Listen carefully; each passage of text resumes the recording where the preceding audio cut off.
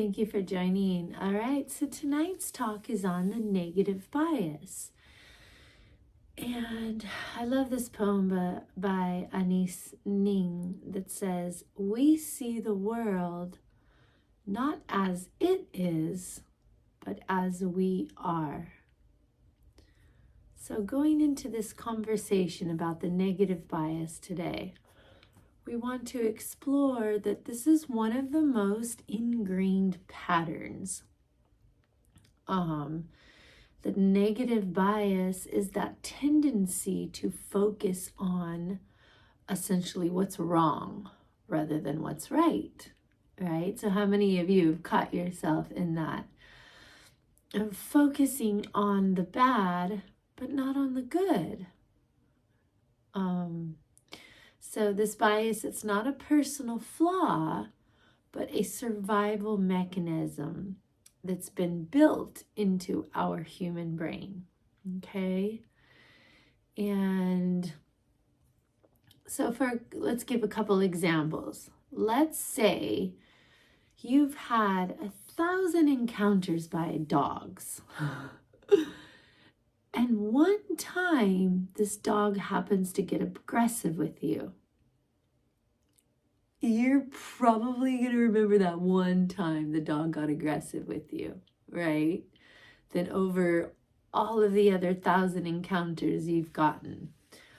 So it's like if you stop and just think of how many situations in your life do you focus more on the negative rather than the positive?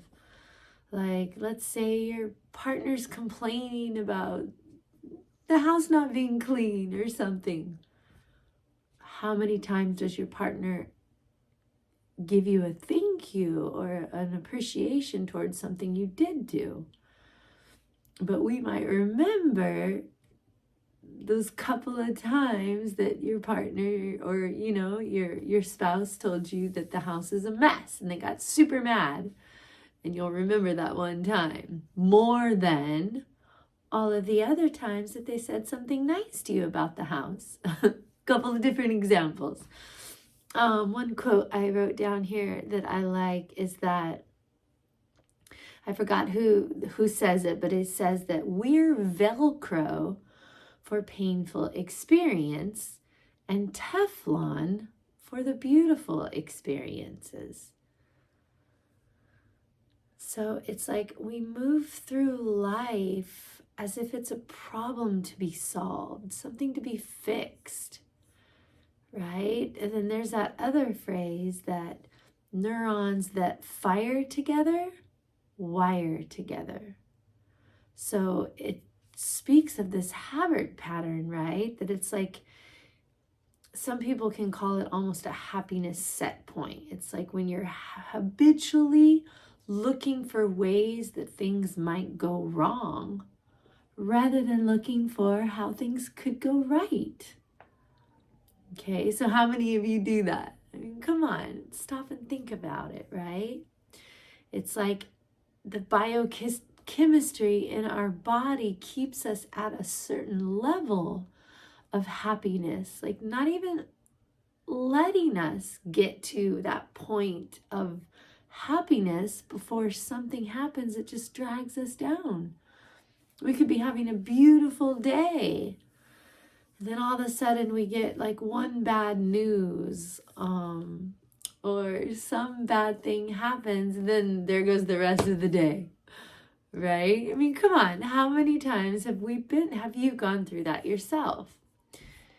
And through my own experience, I like to bring, I'm a pretty positive person. And I feel that I've had to be this way just throughout life. I've had a lot of hardships that have happened in my life.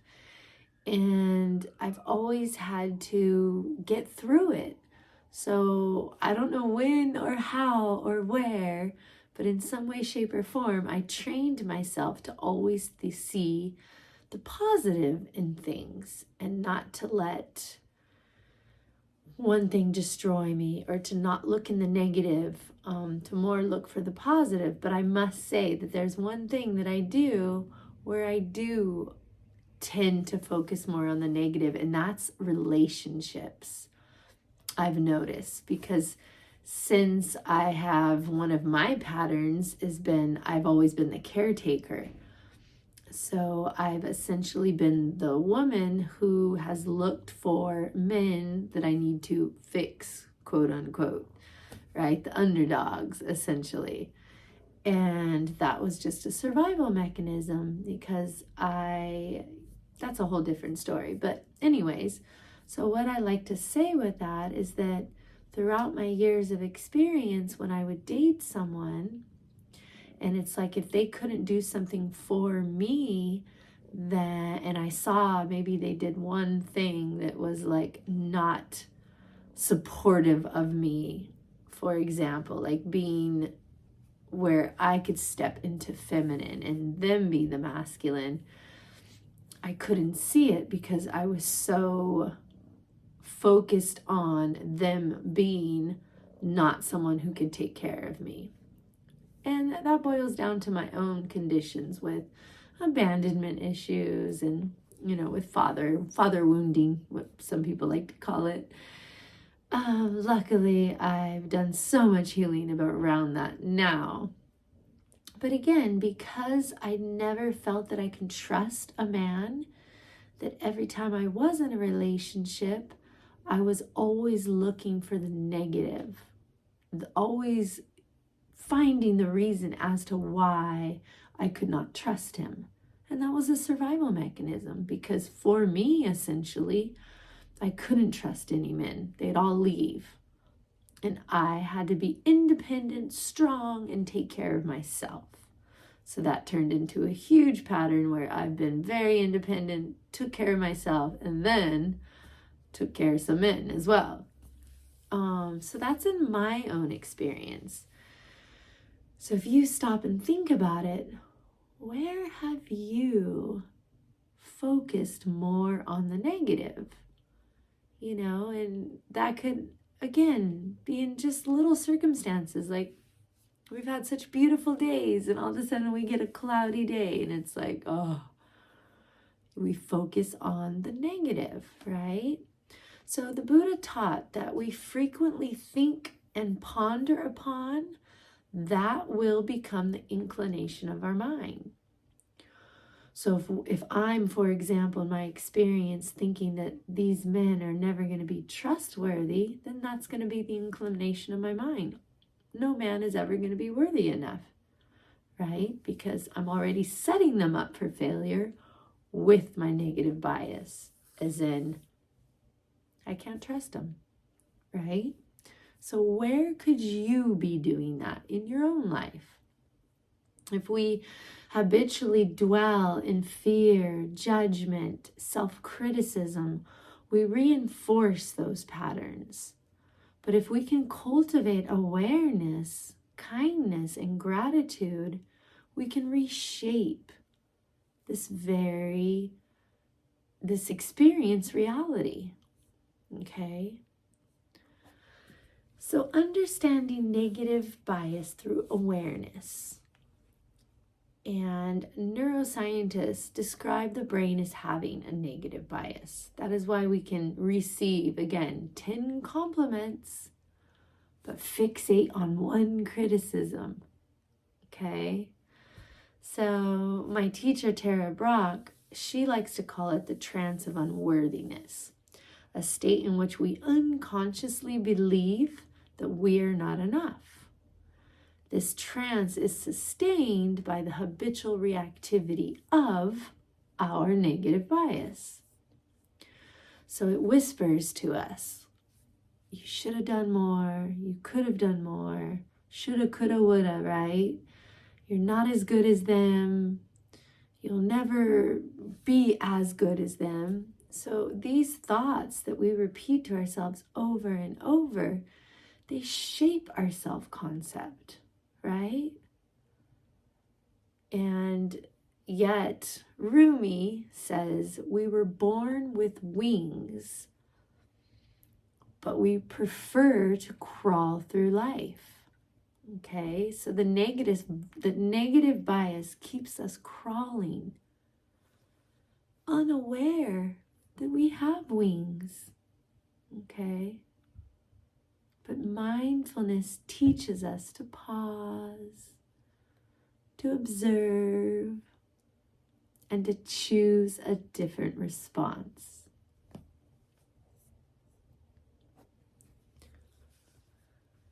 And here's another teacher that says this quote. Tao Chi Ching says, "When I let go of what I am, I become what I might be."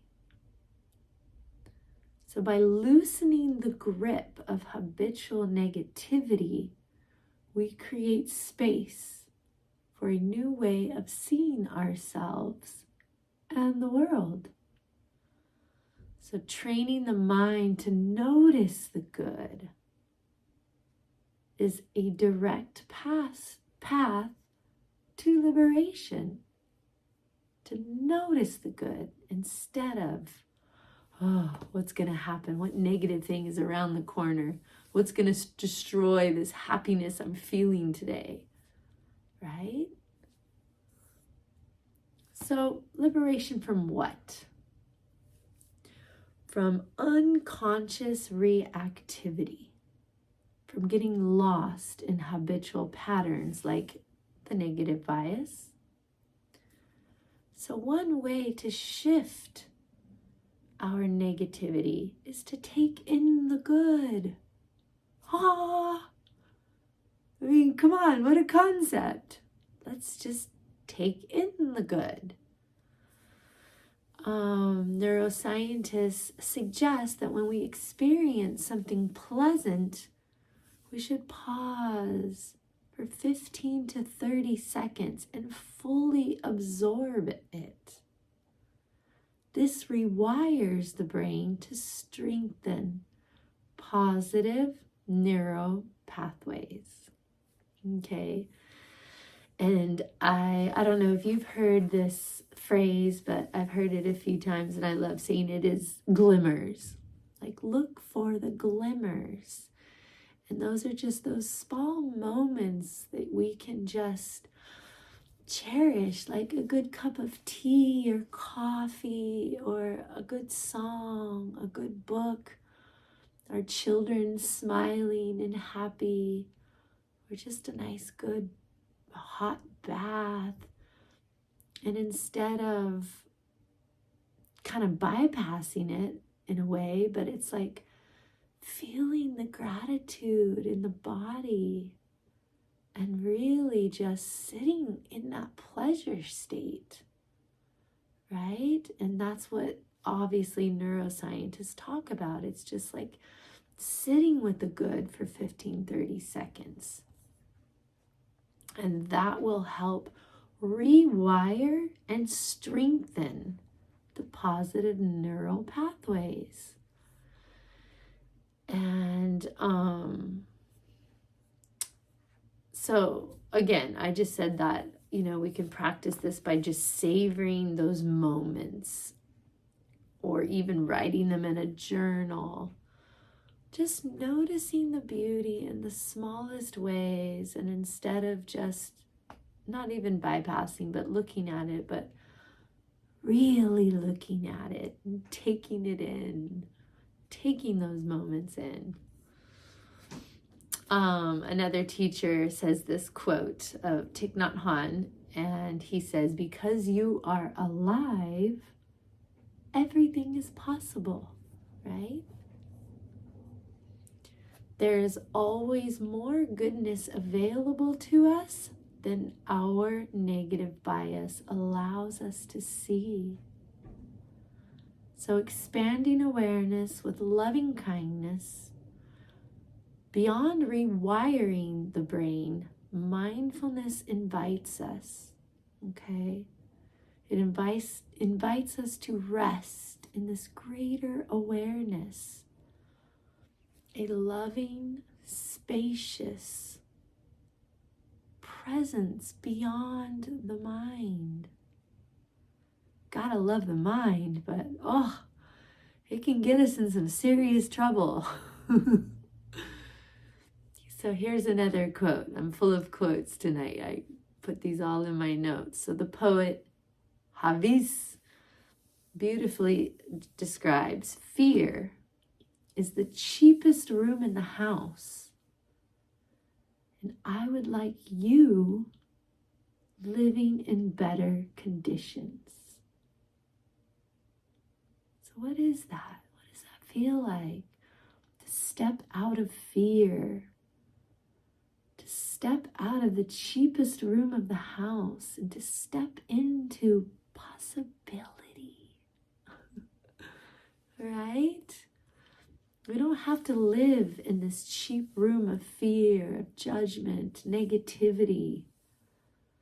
So through metta, loving kindness, practice, we remind ourselves, may I be happy, may I be free, and may I awaken to my true nature. And this practice not only dissolves a negative bias, but it opens our hearts to deeper connection with ourselves, with those we love, with the community, and just with life itself, right? So just a closing reflection. Awakening beyond the trance. Imagine for a moment your brain was just as wired to notice joy, love, and connection as it is to notice fear and lack. Okay?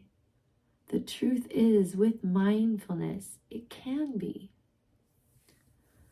So let's return to Anais Nin's wisdom. We see the world not as it is, but as we are. Let that sit in for a moment. We see the world not as it is. Ooh, it gives me chills. I feel it in my heart. We see the world not as it is, but as we are.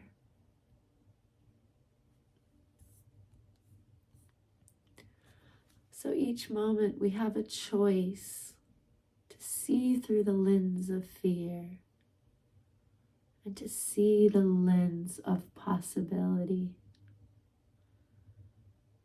We have a choice to be lost in negative bias or to wake up to the fullness of life, to the fullness of possibility.